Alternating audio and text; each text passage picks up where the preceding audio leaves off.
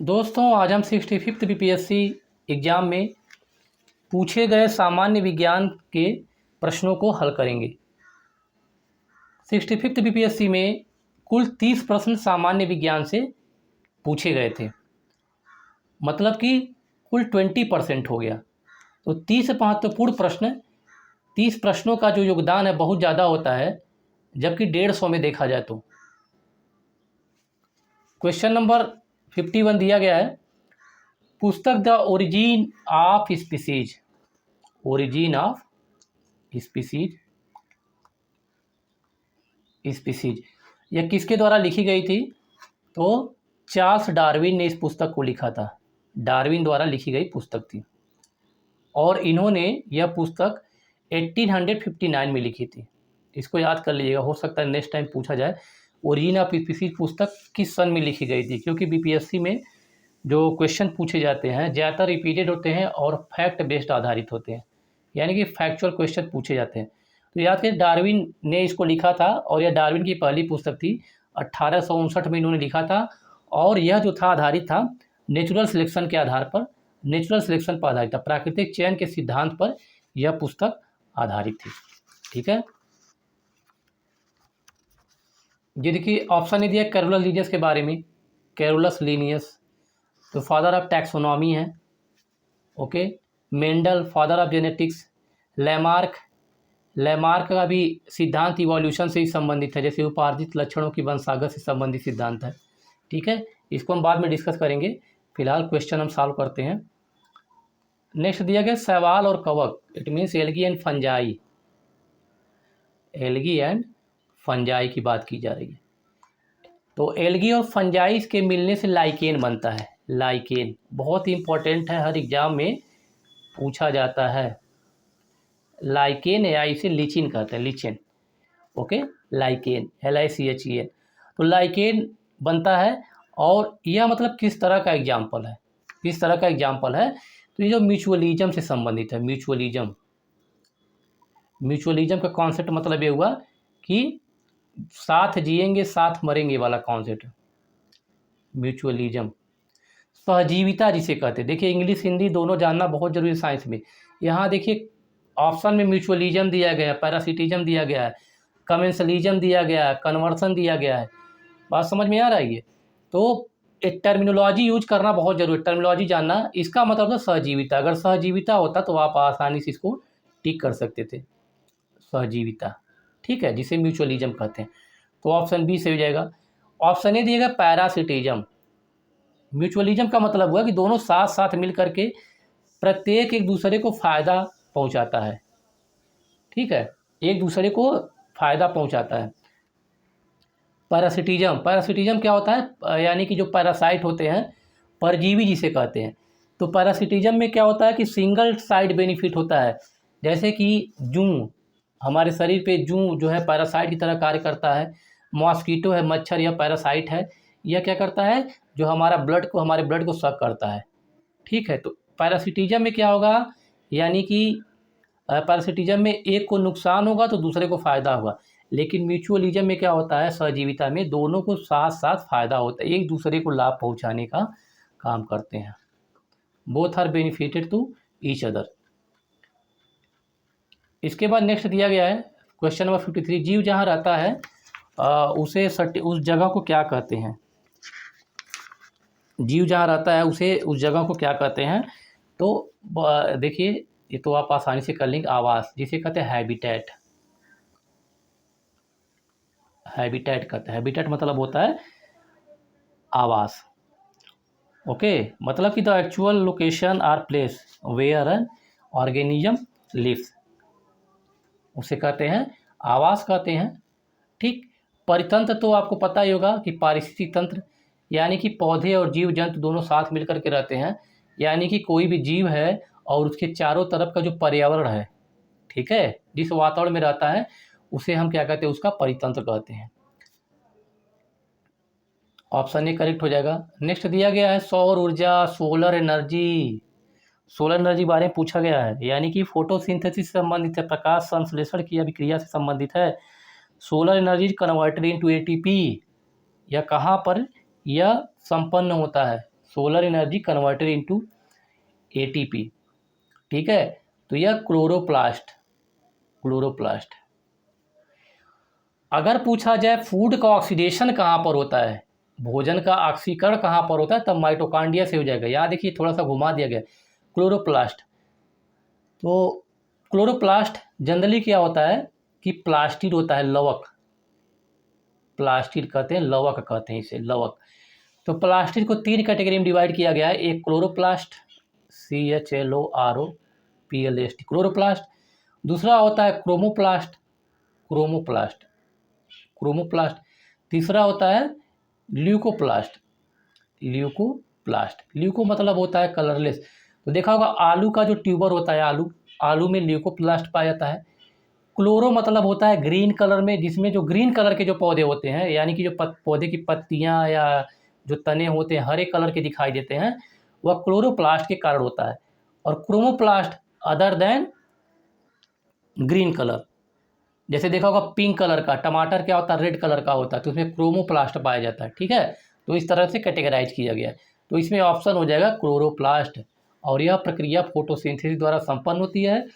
सूर्य की ऊर्जा को एटीपी में, एटीपी का फुल फॉर्म क्या, एडिनोसिन ट्राइफॉस्फेट। ये सब याद करना बहुत ज़रूरी है, बहुत इंपॉर्टेंट है, इस तरह क्वेश्चन पूछे जाते हैं।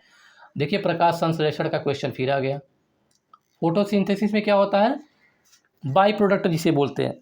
तो पूछा जाए कि फोटोसिंथेसिस का बाई प्रोडक्ट क्या होता है।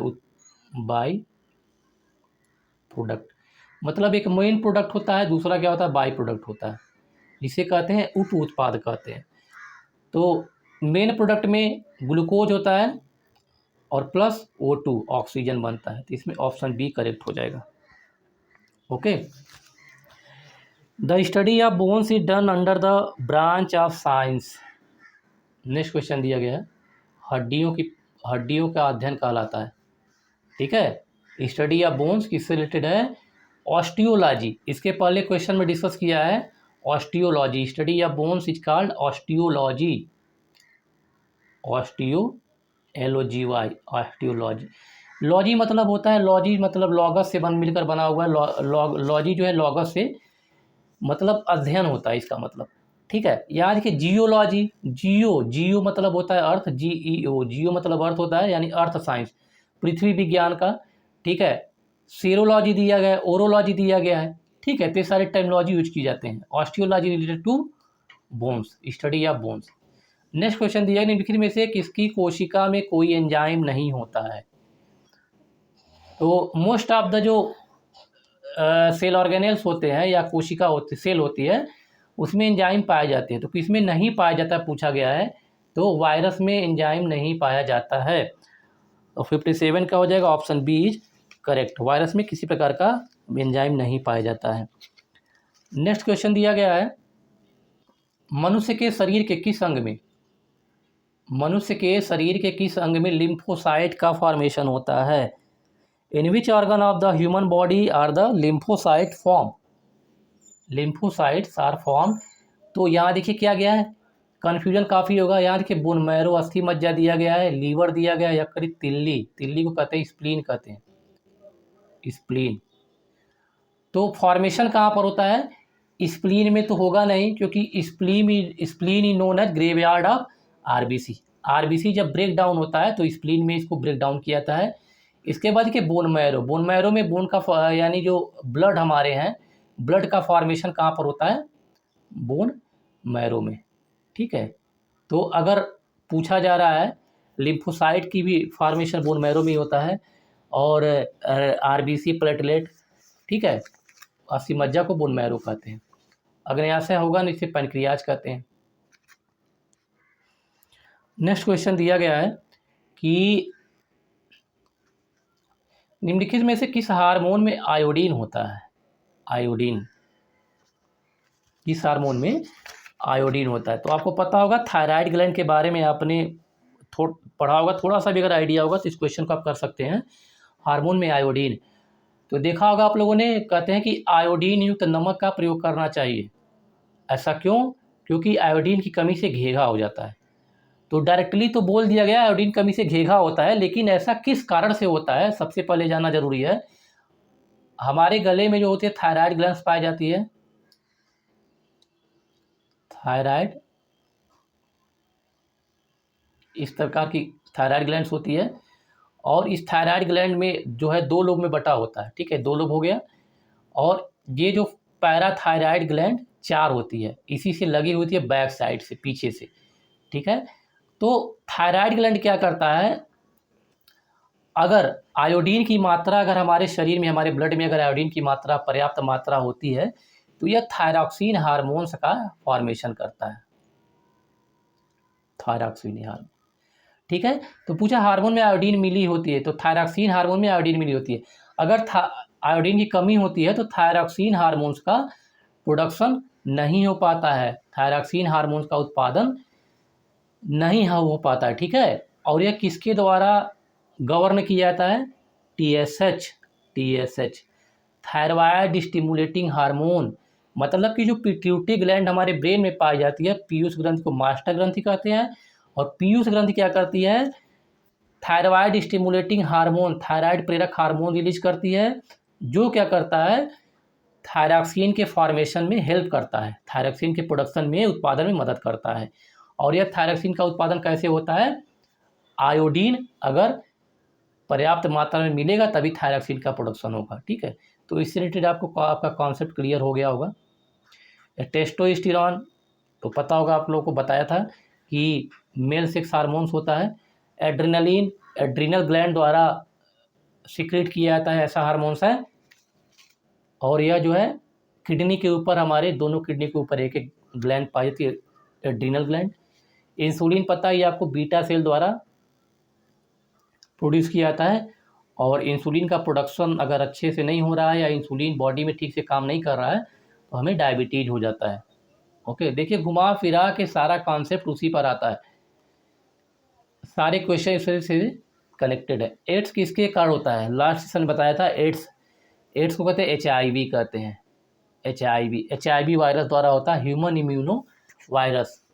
एड्स का फुल फॉर्म होता है acquired immune deficiency syndrome. Immune मतलब होता है हमारा प्रतिरक्षा तंत्र। तो हमारा प्रतिरक्षा तंत्र क्या करता है, बीमारी से लड़ने का काम करता है। वायरस, बैक्टीरिया या कोई भी अगर फॉरेन पार्टिकल हमारे बॉडी में इंटर करते हैं तो उसे लड़ने का काम करता है, ठीक है। तो किससे होता है, यह एक प्रकार की वायरल डिजीज है, वायरस से, विषाणु से होने वाली बीमारी है एड्स। दाब का मात्रक कई साल लगातार पूछा जा रहा है, दाब का मात्रक तो आपको पता होगा P=F/A होता है। दाब = बल बटा क्षेत्रफल कहते हैं इसे। तो ऐसे निकाल लीजिए, बल का मात्रक क्या होता है, न्यूटन होता है, और न्यूटन को किलोग्राम मीटर पर सेकेंड स्क्वायर भी कहते हैं न्यूटन को, ठीक। तो दाब का मात्रक हमें निकालना है, तो इसमें जो हो जाएगा, अगर निकालें किलोग्राम सेकेंड स्क्वायर पर मीटर हो जाएगा, किलोग्राम सेकेंड स्क्वायर पर मीटर, ठीक है, ये आएगा। और वैसे क्या, इनमें से नन ऑफ दीज हो जाएगा, ठीक। अगर ऐसे SI यूनिट में देखें तो न्यूटन हो जाएगा बल का मात्रक, और एरिया क्षेत्रफल न्यूटन पर मीटर स्क्वायर हो जाएगा, ठीक है, ऐसे देखा जाता है।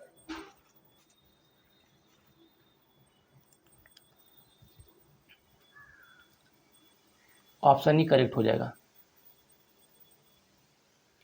सूर्य का प्रकाश, यार देखिए बहुत देर तक डिस्कस नहीं कर सकते हैं, वीडियो काफ़ी लंबा हो जाएगा, काफ़ी अगर वीडियो बड़ा हो जाता है तो आप लोग भी देखने में इंटरेस्ट नहीं लेते हैं, क्योंकि हमने देखा है अगर वीडियो 20 मिनट से ऊपर गया तो बोरियत होने लगता है, ठीक। और 30 प्रश्न हमको करना है, तो 30 प्रश्न हम क्या करेंगे, 30 मिनट के अंदर या 25 मिनट में इसको कंप्लीट कर देंगे। सूर्य का प्रकाश पृथ्वी पर कितने मिनट पहुंचता है, तो कुल मिलाकर 500 सेकेंड होता है, 500 सेकेंड, या जनरली कहते हैं 8 मिनट, 8 छके 48, ठीक है। तो यहाँ देखिए वैसे देखा जाए तो ई ऑप्शन थे, लेकिन आयोग ने जो 8 मिनट का ऑप्शन सही किया था, और यही सही भी है, जनरली 8 मिनट। एक मोटा अनुमान लगाते हैं, मिनट में दिया है तो 8 मिनट या 8 मिनट 20 सेकेंड कर सकते हैं, या फिर 500 सेकेंड आप कर सकते हैं, ठीक है। मिनट को सेकेंड में करेंगे तो 500 सेकेंड, 8 मिनट 20 सेकेंड को, तो 500 सेकेंड में जो है पहुंचता है। नेक्स्ट क्वेश्चन दिया गया है 63 में, कौन सी अदिश राशि है, which are the following is scalar quantity, scalar quantity इसमें से कौन सी है। ठीक है, अदिश राशि के बारे में पूछा जा रहा है। तो यहाँ देखिए बल, अदिश राशियाँ वे होती हैं, सदिश राशियाँ, अदिश राशियाँ दो प्रकार की जो क्वांटिटी होती है, एक स्केलर क्वांटिटी, दूसरा क्या है वेक्टर क्वांटिटी। यानी स्केलर मतलब हुआ अदिश राशि और वेक्टर मतलब हुआ सदिश राशि। परिमाण और दिशा जिसमें दोनों होते हैं, मैग्नीट्यूड एंड डायरेक्शन, उसे कहते हैं सदिश राशि, और जिसमें केवल परिमाण या मैग्नीट्यूड होता है उसे हम कहते हैं अदिश राशि। तो फोर्स, एक्सीलरेशन, वेलोसिटी, ये वेक्टर क्वांटिटी हैं, दीज आर वेक्टर क्वांटिटी। कुछ करना नहीं होता, आराम से आप एक वेक्टर क्वांटिटी वाला है, दूसरा क्या है स्केलर क्वांटिटी वाला, याद कर लीजिए। एक याद कर लेंगे तो अपने आप क्लियर हो जाएगा। इसमें से प्रेशर जो है करेक्ट हो जाएगा, यह एक अदिश राशि है, स्केलर क्वांटिटी है।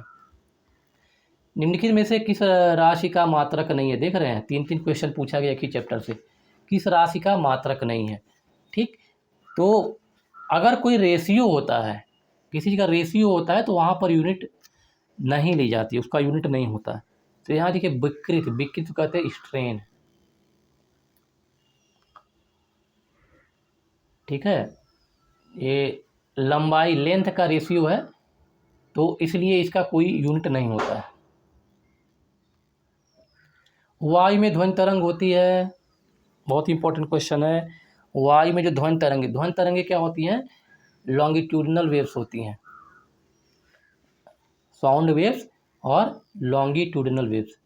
तो इसको याद कर लीजिए, ये लॉन्गिट्यूडिनल वेव्स होती हैं, साउंड वेव्स। ठीक है, नेक्स्ट क्वेश्चन दिया गया है 50 डिग्री का मान फ़ारेनहाइट में, तो हम निकालते हैं F-32 अपान, ये फार्मूला है, अपान 180 इक्वल टू C/100। ठीक है, तो 180 क्या होता है यहाँ पे, ये 5 बार में कट जाएगा 20 से, और ये है ये 9 बार में कट जाएगा। तो F-32/9 equal to C/5, C/5 हो गया। ठीक है, तो ऐसे इसको कैलकुलेट करते हैं। तो जब कैलकुलेट करेंगे तो 105 डिग्री फ़ारेनहाइट आएगा इसका आंसर। ठीक है, कैलकुलेट कर लीजिएगा। क्वेश्चन नंबर 67 दिया गया, हर्ट में क्या मापा जाता है। अभी हम जब आपको क्वेश्चन कराएंगे, हर साल का क्वेश्चन जब करा देंगे तो आपको लगेगा, देखें बहुत सारे क्वेश्चन रिपीटेड होंगे। तो 30 प्रश्न अगर 67 बीपीएससी या 68 बीपीएससी में पूछा जाता है, तो मान के चलिए 8 से 10 क्वेश्चन आपके रिपीटेड होंगे। अगर आपने पूरा बस याद कर लिया या समझ लिया तो कोई बात ही नहीं, याद कर लिया तब भी आपके 8-10 क्वेश्चन आपके सही हो जाएंगे। हर्ट में क्या होता है, हर्ट मतलब किससे मेजर किया जाता है, हर्ट मतलब किसका यूनिट है, तो फ्रिक्वेंसी का होता है। फ्रिक्वेंसी को, आवृत्ति को हर्ट में मापा जाता है। शरीर का तापमान कंट्रोल कौन करता है, देखिए अभी पूछा गया था क्वेश्चन, और 65 बीपीएससी में फिर पूछा गया। ठीक है, क्वेश्चन का जो नेचर होता है रिपीटेड होता है, बार बार रिपीट करता है। तो फ्रिक्वेंसी मेजर की था हार्ट में, अब कंट्रोल कौन करता है, तो हाइपोथैलेमस। ये सारे ब्रेन के पार्ट होते हैं, medulla, thalamus, hypothalamus, cerebellum, cerebrum. ठीक है, अपॉन सेवेरोलाई। तो हाइपोथैलेमस क्या करता है, बॉडी के टेम्परेचर को कंट्रोल करने का कार्य करता है। ठीक है, ऐसे ही बस याद कर लीजिए, सेम क्वेश्चन आएगा। विद्युत धारा यानी कि इलेक्ट्रिक करंट, इलेक्ट्रिक करंट की बात करें तो इलेक्ट्रिक करंट जो है किस प्रकार के उपकरण से मापा जाता है, इलेक्ट्रिक करंट को किस प्रकार के उपकरण से मापा जाता है। The device to measure electric current is, तो दिस इज एमीटर। एमीटर देखा होगा, जो टीवी वगैरह बनाते हैं उनके पास एक होता है, और उसी से क्या कहते हैं, करंट को मेजर करते हैं, करंट का फ्लक्चुएशन देखते रहते हैं। ठीक है, तो पता चल जाता है वो डिवाइस ख़राब है या सही है, तो एमीटर हो जाएगा। अगर यूनिट पूछा जाए तो क्या होगा, यूनिट क्या है, एम्पियर है। विद्युत धारा का मात्रक क्या होता है, एम्पियर। तो दोनों अलग अलग चीज़ें हैं। ठीक है, देख लीजिए, एम्पियर होता है और किससे मेजर किया जाता है, तो एमीटर से। Electric power, what is the unit of electric power? विद्युत शक्ति का मतलब किससे यूनिट क्या होता है? This is watt. P equal to W/T होता है, ठीक है, P इक्वल टू W/T। वाट में, विद्युत शक्ति को वाट में मेजर करते हैं। देखा होगा आपको, देखा 9 वाट के एलईडी आते हैं, 7 वाट के एलईडी आते हैं, तो वाट कहते हैं ना, तो वाट ही उसका विद्युत शक्ति का मात्रक होता है। नेक्स्ट क्वेश्चन दिया गया, आधुनिक रसायन का जनक, ये भी इंपॉर्टेंट क्वेश्चन है। Who is regarded the father of modern chemistry? Lavoisier. Lavoisier जो थे फादर ऑफ मॉडर्न केमिस्ट्री थे। LAVOISIER,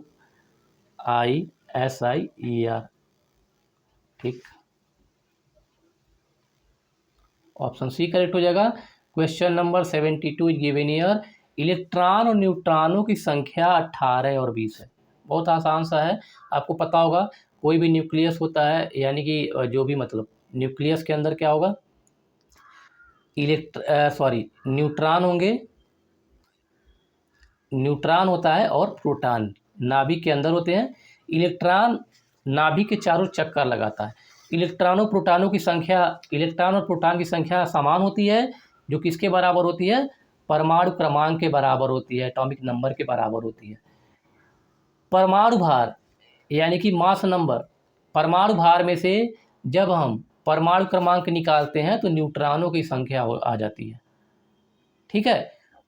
तो दिया गया इलेक्ट्रॉन और न्यूट्रॉनों की संख्या क्रमशः 18 और 20 है, तो इस तत्व की द्रव्यमान संख्या कितनी होगी? ठीक, बहुत इंपॉर्टेंट क्वेश्चन आप कैलकुलेट कर सकते हैं। और अगर इलेक्ट्रॉन और न्यूट्रॉन या प्रोटॉन और न्यूट्रॉन की संख्या को जोड़ दिया जाए तो उसे हम द्रव्यमान संख्या कहते हैं, मास नंबर कहते हैं, ठीक है। तो दोनों को जोड़ दें, 18 और 20 तो कितना होगा? 38 हो जाएगा, 38 हो जाएगा।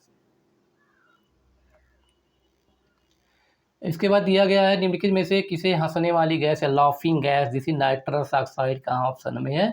नाइट्रस ऑक्साइड को लाफिंग गैस कहा जाता है, ठीक। बहुत आसान सा सवाल था। इसके बाद देखिए पूछा गया है, नेक्स्ट है, निम्न कौन सा तत्व नहीं है? Which of the following not an element? Element नहीं है, ठीक।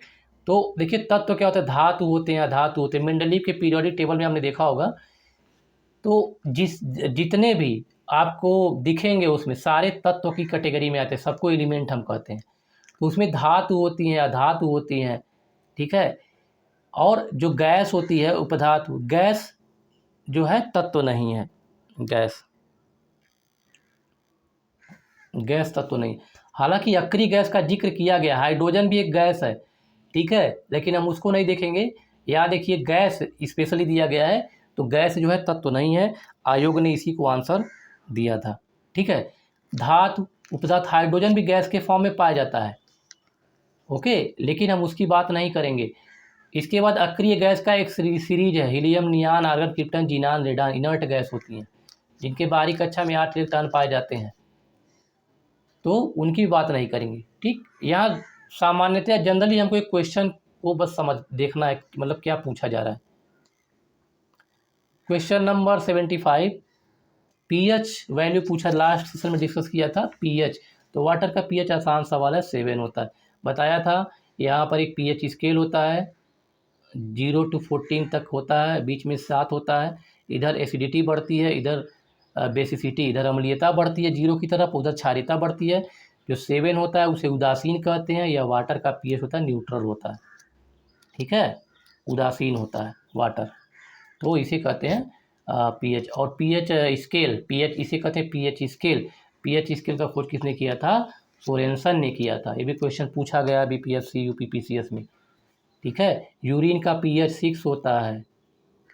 HCl हाइड्रोक्लोरिक एसिड का पीएच 2.0 यानी 2 होता है, ठीक है। तो इस तरह के हैं, सारी बातें पढ़नी है आपको। ग्रीन हाउस गैस का मुख्य घटक पूछा गया है। ऑप्शन ई के आने से बहुत ज़्यादा कन्फ्यूजन हो जाता है कि आखिर में कौन सा ऑप्शन इसमें से सही होना चाहिए।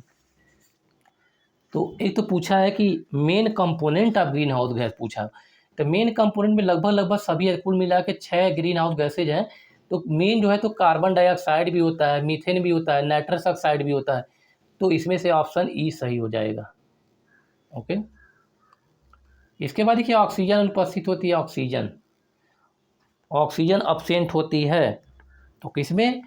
ग्लास में देखिए ऑक्सीजन पाया जाता है। सॉइल में भी ऑक्सीजन, जो मिट्टी में जो पोर बने होते हैं छोटे छोटे, उसमें ऑक्सीजन होता है। सीमेंट में भी होता है। ओके, केरोसिन ऑयल वो जो होता है, इसमें केरोसिन यानी मिट्टी का तेल, अब तो बहुत कम है, नहीं आता है, लेकिन मिट्टी के तेल में ऑक्सीजन नहीं होता है।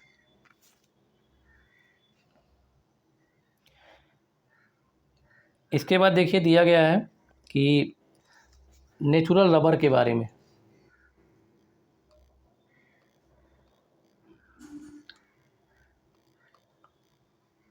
नेचुरल रबर, प्राकृतिक रबर किसका बहुलक है? बहुलक होता है पॉलीमर। पॉलीमर किसे कहते हैं? छोटे छोटे मॉलिक्यूल्स मिलकर के किसी बड़े मॉलिक्यूल का फॉर्मेशन करते हैं, किसी बड़े अणु का निर्माण करते हैं, उसे हम कहते हैं बहुलक कहते हैं।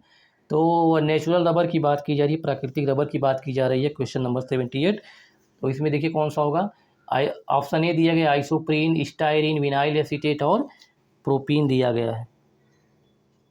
ओके, तो इसको याद कर लीजिएगा, बार बार यही क्वेश्चन सेम पूछा जाए। This is isoprene. Isoprene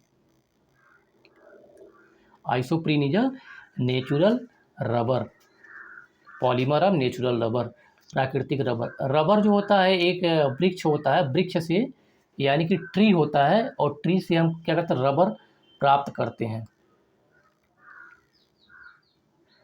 glucose का फार्मूला बताइए। इतना आसान सवाल, इतना आसान सा सवाल है। ग्लूकोज का फार्मूला C6H12O6 कहाँ पर है?